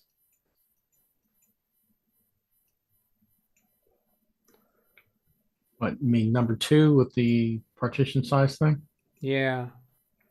Okay. Yeah, and the subject's to question regarding extending partition using disk management. He's already got the issue solved, but well, actually, there is a part of this that is probably not solved. So I'll walk you through the question. This is the first email. I think the second email, I got to be careful about displaying it. My wife's laptop PC has an SSD which has unallocated partitions shown in gray at each end of the drive. But disk management does not give the option to extend the main partition to fill the space or to delete the unallocated partitions. How do you suggest I solve this matter? Macrium or other. Now, I replied to this email asking for a screenshot of what he's seeing. The data partition, such as C drive, the only way you can expand that is if there is unallocated space to the right of it. Now, if you have a partition out, for instance, at the right edge, the recovery partition, I don't think that will interfere with that. But I don't go down that road often enough to know that for sure. Now, let me take you to the next email. And let's see, I asked him for a screenshot, and let's go. What is the disk's capacity? And is he using MBR or GPT? Those are good questions that came over SpeakerBot. Here, let me show this for his next email. I asked him, can you send a screenshot? But he says, in response to that, he says, it's now sorted using partition magic. Thanks, but now have no recovery partition by mistake. So somehow through that process, he wiped out the recovery partition. Now, yes, and yeah, I've seen people do that. All right. Now, before I go on to the rest of that sentence, let's say that, yeah, Macrium Reflect would have been a way to do it too. Make an image backup of the whole drive. May have space allocated to extend the life of the SSD. That space will show up as unallocated space. All right, Greg, I get that. That came in twice. The SSD may have space allocated to extend the life of the SSD. Allocated, but he's talking about unallocated space. That space will show up as, that space will show up as unallocated space. Okay, that's a subject that's news to me. Yeah, so anyway, Macrium Reflect image backup and then restore with moving the partitions around and expanding them would be a way to deal with it, but he used partition magic. But then he says, can I create a new partition, name it as recovery? No. I really appreciate all the time and effort you take to help others. Sometimes I detect to affect your own health. Take care. The part about recreating that recovery partition, I did see something recently about there is a way to recreate the recovery partition, but it's not by just creating that partition and naming it recovery. I don't know the steps offhand. I suspect some people in the community do know that. And first up to bat on that is Jim. Do you already know that? No, I don't. I've never had to do that, fortunately. Yeah. Now, I think all that is, that recovery partition is part of what Windows will use to try to recover from a non-bootable state. It's not to actually restore back to factory original, I don't think. But anyway, I haven't looked into the details of that. So let's see if somebody else comes up with more on that in chat. Yeah, it's funny. Partition Magic, Greg's has discontinued probably 10 years. That's not surprising. I think the last time I used Partition Magic was close to 20 years ago. Oh, really? Yeah.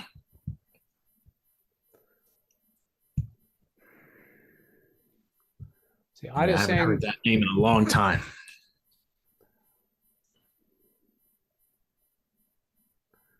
Let's see. Sam reporting the updates on the ThinkPad are done. The trackpad is 100%. No OEM software. Okay, Sam, why don't you just go ahead and talk to me? Is the gestures working? Yep, gestures fully working, able to do tracking, scrolling, three finger swipe up, everything's working on the trackpad. Okay, now what do you mean there's no OEM software? I haven't installed all the software from Lenovo yet, so Lenovo Vantage and their update utilities yet. Okay, but drivers are all in place, so the rest of this Lenovo software is not going to shouldn't affect drivers. Now, no, it shouldn't affect it. If I were in your shoes, you've got a state that's working right now. I'd want to make an image backup right now. It's just really just a fresh install when Windows updates. All right. So you didn't. All right. I got you. I'll agree with that. But I'm just very, when I'm having troubles with something, I'm one who does backups probably more often than somebody else would. Yeah, fully understand. Oh, I'm one of those people who, if it ain't broke, don't fix it. Well, add to that is if there's a reasonable workaround, implement that. But I understand what you're doing there, Sam. I just saying the problem is my account needs I'll get to chat there. The problem is my account needs 3 reports that I've only seen in QuickBooks so far. Rather than one of the other products. All right. And then down here, ran Israel. Look at the bottom of the script for here. Oh, I bet this is going to be recreating the recovery partition. Bottom of the script. Here's the script. There's recovery. Create partition primary, format quick, NTFS, label recovery, assign letter R, okay, set ID, GPT attributes, and list volume is just displaying the volumes. So this section here, recovery partition, you could just do these steps of this script, just copy and paste this into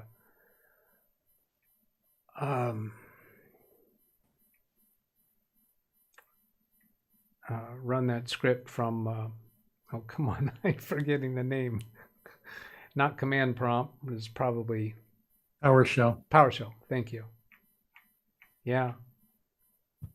So that doesn't look like it's doing a whole lot. The recovery partition needs to have some content. The set ID and GPT attributes converts a standard partition. Says you have to run it into from a this recovery PE environment to get the WIM image off the disk.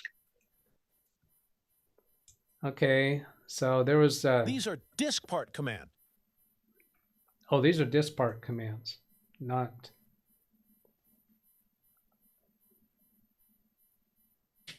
And the set ID and GPT attributes converts a standard partition into recovery partition. All right. So that gets an answer for Martin Hogg. Are you still in chat, Martin? Oh, there he is. Yeah, recently in chat.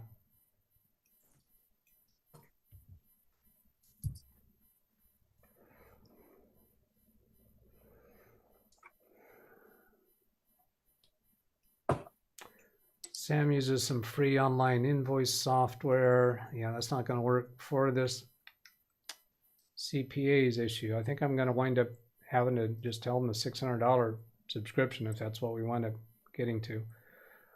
I had also contemplated possibility of converting them to QuickBooks Online. Then they don't have to shuttle the QuickBooks working file back and forth. But there's complications with that. When you take an existing QuickBooks company data with people using it maybe a little bit not quite the way that QuickBooks intended and trying to import that into QuickBooks Online, I went through that process for my own business. I was QuickBooks Desktop, and then when they were forcing the subscription model, I wound up deciding I want to go to QuickBooks Online. What a nightmare that was. I tried doing the conversion. It was just so messy. I just wound up creating my company on QuickBooks Online from scratch. And I do not like it. It's okay. I'm not going to get on that soapbox, but I want to so bad.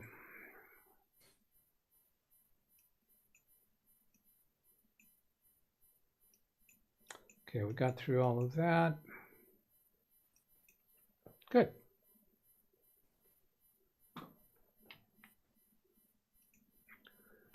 Going back to look at the list. Oh, client story. Email password did not work on a phishing website. My client called. Let's see, get this story straight. My client called basically saying that his email password wasn't working. So I connected remote, and where are those notes at? Yeah.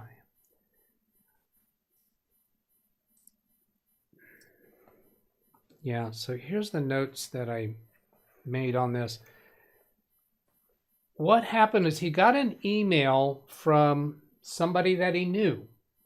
So because of somebody that he knew, he felt it was safe to click on the link in the email, because that's what the major news media has been saying for quite a while. They say, don't click on links inside of an email from people that you don't know. Well, that implies that it's safe to click on links and emails from people that you know. He says, I know this guy. It looks like it's an invitation to some major party, and I would want to go to it. So the link was for this Punch Bowls invites. And I told him that's a scam, because when I came to realize that he was trying to enter his email credentials after clicking on this link, that's enough right there. It's a scam. There's absolutely no way you should be clicking on a link contained within somebody's email and get asked for your email credentials.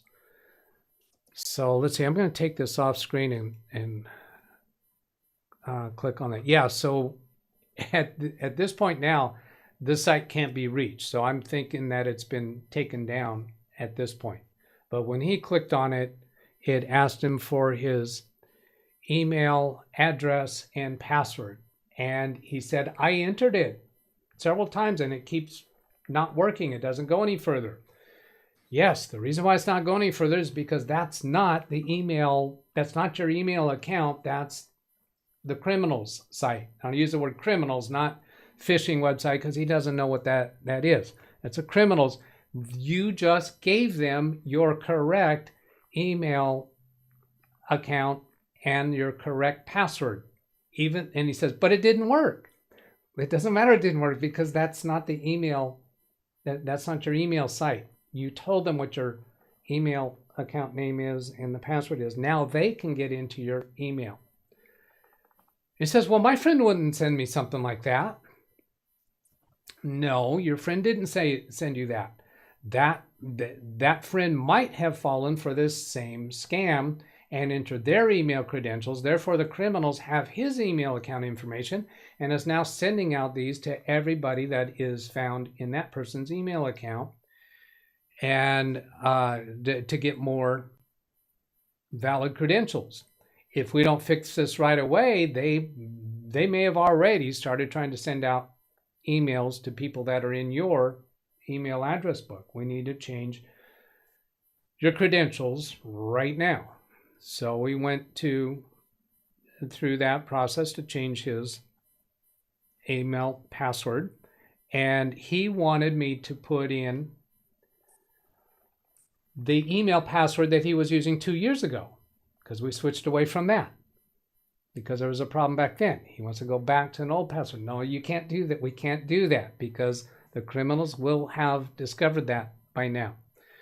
So let me make up a password for you. So I made up a password for him that was reasonably complex, has uppercase and lowercase, has 2 words, has some number of numeric digits and some number of symbols. And he says, well, where did that come from? And I said, well, it's at random. I made it up. Now, it was 2 reasonable words that he could remember, but it wasn't specifically identified to him, that anybody who knows him might guess that he would use that. So we put that in. We got that in. And then I'm looking for, now it's a yahoo.com account. So it does, I couldn't find any 2-factor. I don't think that yahoo.com has a 2-factor. I'm not in looking through their security tabs there. I couldn't find it. But anyway, it did have security questions. Said, okay, well, let's go do these security questions. So I brought that up on screen, and he just groaned. Like, do we have to do this? And I said, look, you have demonstrated that you are a person who will fall for a scam. We have to do as much protections as we can for you. So we went through the security questions, and as I do with any client who is not, security conscious enough, I recorded his security questions myself in a secure place that's encrypted and secured. So it stays safe that way. But anyway, his before we got to the point of figuring out what was going on with that phishing site, I noticed this other thing on there.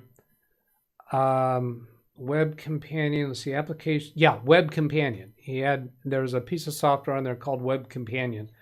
So this is just copied from the Google search. It's an antivirus type software designed to protect computers from malware infections and privacy breaches. In fact, it is categorized as a potentially unwanted application due to the way developers distribute it. So we uninstalled that. He had no awareness of what it was. So let's see, where am I going next? Let's go here, see what else I have in there. That is that story. We're not going to do this exploration of the Malware Bytes that we talked about Thursday, but I will go to the extent of commenting that I was feeling kind of rushed on Thursday getting through it, and I did say at one point that I thought that we had evidence that Malware Bytes caught something that Windows Defender did not, and that was totally an error, a mistake in saying that on my part, because we did not have a reasonable comparison there. So that, if anyone was hearing me say that on Thursday and saying that, well, Doug says that Malware Bytes caught something in Windows Defender, no, I eat my words on that. But I'm not going to go into more detail on that right now. The CoPilot issue, Windows 11 TaskBar, introduced by Danielle Emberly on Thursday. Let me bring my notes up on that. Yeah, saying that CoPilot just told me that you can drag the taskbar when asked how to do it in Windows 11. So she used the CoPilot, which I think is still a, what do they call it, preview or something like that. She asked the question there, and I'll say that I'm 98% sure that that is just incorrect information from CoPilot. These AI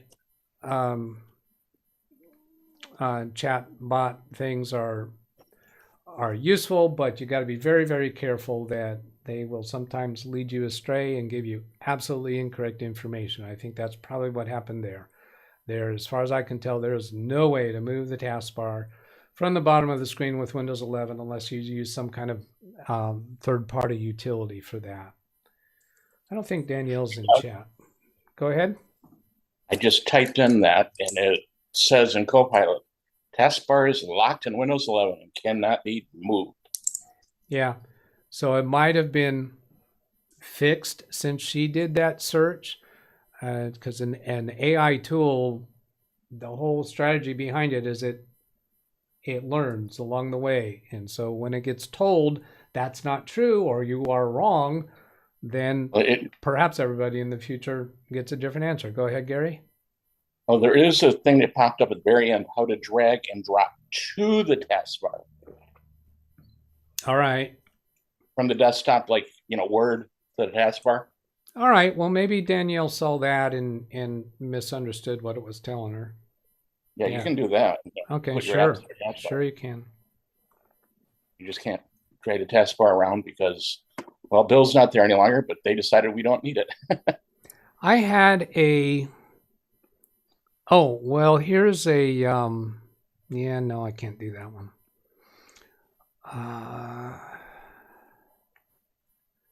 I know I recently had asked CoPilot something and it was very obviously wrong.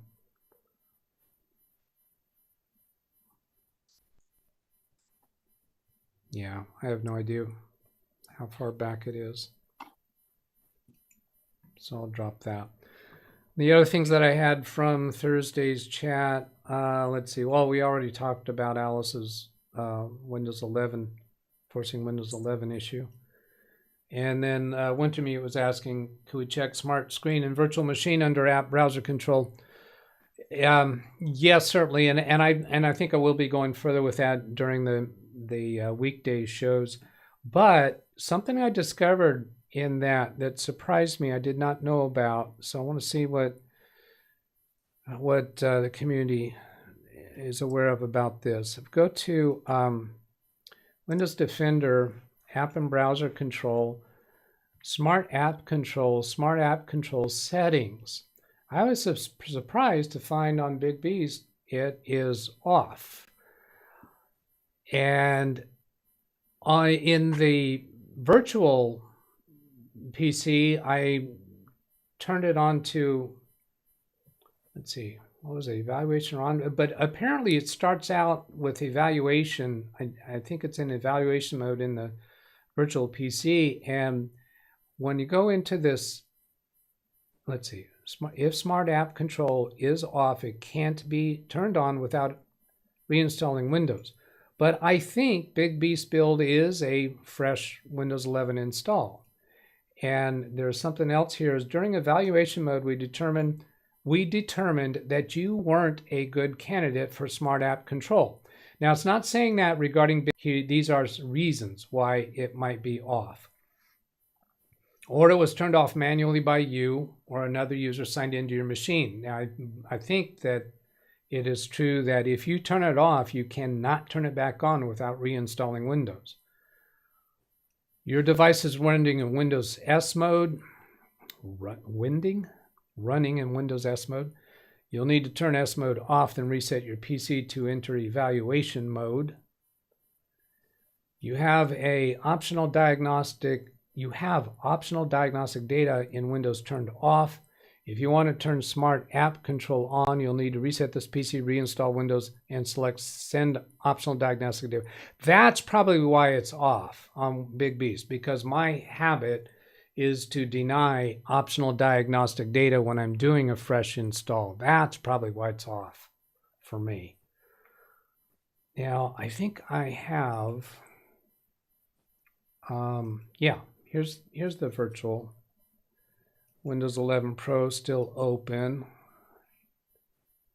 And go to App and Browser Control, Smart App Control Settings, Evaluation. I can turn it to on. For some reason, it seems like when I first came into here, I wasn't able to go straight to on. Does it force you to do evaluation first? While Smart App Control is in evaluation mode, it will learn if it can help protect you without getting in your way too much. If so, it will automatically be turned on. Otherwise, it will automatically be turned off. If so, it will automatically be turned on. It has not yet automatically turned on. I want to say when I first came in here, I wasn't able to select on, but now I can. So, anybody in Zoom have experience down that road? Not I, said the cat. All right. Yes and no. They won't let you vet software, so it's useless. They won't let you what? Vet software into it. They won't let you let software into it. Vet, B-E-T. B-E-T. Vet. Vet, V-E-T. V-E-T. Okay, they won't let you vet software into it. So, meaning they won't let you... Yeah, custom programs, some third-party software that they haven't, you know. Oh, okay. So that will prevent maybe custom apps from running if you turn that protection on. Is that what you're saying? It's from installing, yeah, and Okay. running. All right. And our accounting software, our ERP software at work, yeah. All right.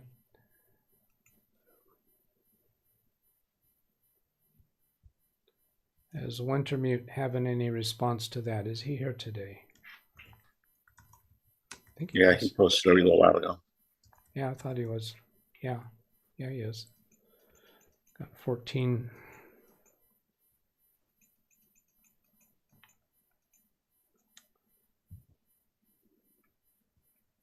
Nothing recent.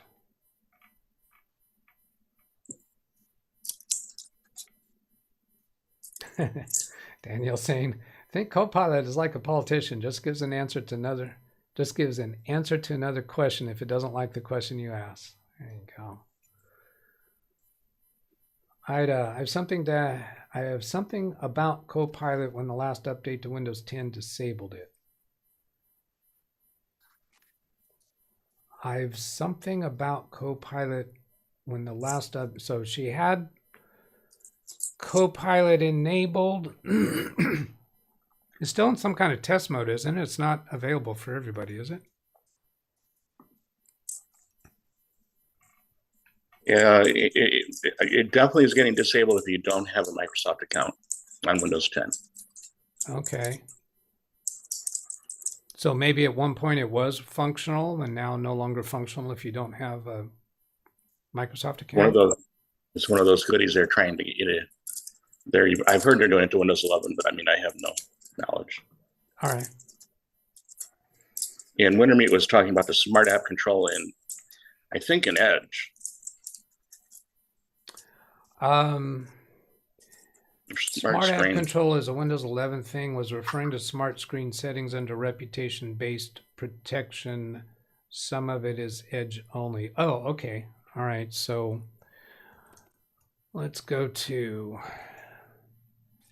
Oh, there you go. That's why I don't have any experience with it. It involves Edge. Well, Chrome has a similar thing, and I suspect Firefox might too. You know that, though. Yeah, I do. That's why I'm saying that I think the other browsers have that too, but I don't know that for sure. So but they're in different places. Well, between Edge and Chrome, they're in different places. So 3 dots. Here in Edge, settings.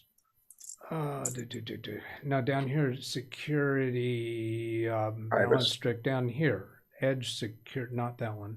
Here, this one. Go down about halfway down the page. Right here. You're watching on YouTube, so it's delayed. But here's an enhanced security on the web in the Windows 11 virtual machine. Turn it on here, and I can go to strict here. Now, even turning it on, I think with this turned off, the balanced security is not even active. When you turn this on, then balance is active, I think. I have not researched that, but it's kind of weird the way this operates, because when you turn it off, these are both grayed out. which implies to me that neither of them are working. Turn it on, and this puts you in balance mode. And then if you want to go more strict, you go here and then see if those same fake infection notifications still come up. Now, one of the things that I said wrong on Thursday, well, I'm not sure what I said about it, is I was having fake notifications coming up after having clicked allow on those web pages that were asking if they could give me notifications. I clicked allow on them.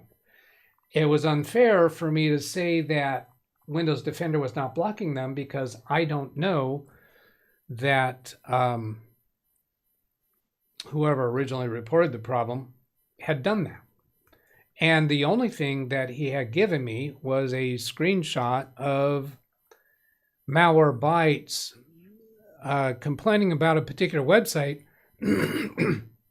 but it turns out that that website wasn't even a valid URL at all. It had no it was a registered URL, but it had no IP address associated with it. So Malware Bytes was giving a totally irrelevant response to it. I've got to get back to where that is and remind you what that was saying. That was Matthew Barnes. And you also passed a setting that had block unwanted apps in security out of Edge. Yes. There's a couple things that can be done in Edge and Chrome and possibly other browsers too. But I'm interested in going down that road, but not today. But this is the only screenshot that he had given me. Malware Bytes website blocked due to malware. That is absolutely not true. There is no website of Bob Games -Pro Lister. Doesn't exist. It's not at this IP address. So this message from Malware Bytes is just totally misleading and irrelevant. What the truth of the matter of this website is that URL is not assigned to any IP address. It wasn't blocked.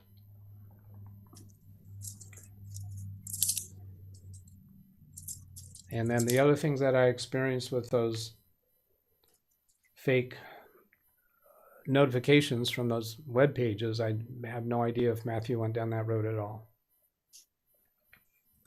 All right, well, it's about time to hang this up and get on with the rest of our weekend for everybody. Any last comments or questions from the Zoom participants? Well, I do have a minor thing. Go ahead.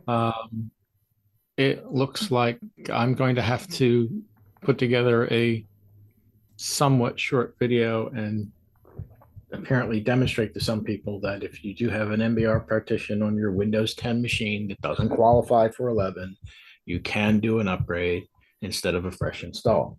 So I will be putting that together hopefully in the next few days. Cool. Bomb on you, or did it go through and not work afterwards? Pardon me? Did it bomb, or did it go through and then not work afterwards?